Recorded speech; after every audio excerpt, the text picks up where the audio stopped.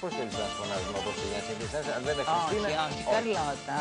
Ξαφνικά ένα πρωινό είσαι Παρθένα, αυτού και από την αρχή. Αυτού και από την αρχή και τώρα με τρομάζουν και άντρες. Σε τρομάζουν και άντρες. Λοιπόν, η Παρθενιά μας τώρα, πώς θα δοθεί?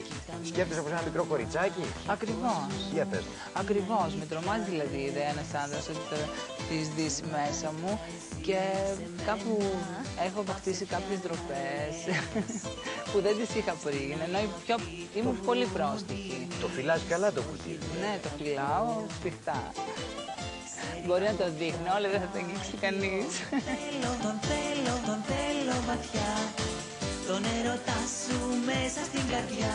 Τον θέλω βαθιά, τον θέλω βαθιά. Σαν χάδι να είναι, σαν να είναι μαχαιριά. Τον θέλω βαθιά, τον θέλω βαθιά. Τον έρωτά σου μέσα στην καρδιά. Τον θέλω βαθιά, τον θέλω βαθιά. Σαν χάδι να είναι, σαν να είναι μαχαιριά.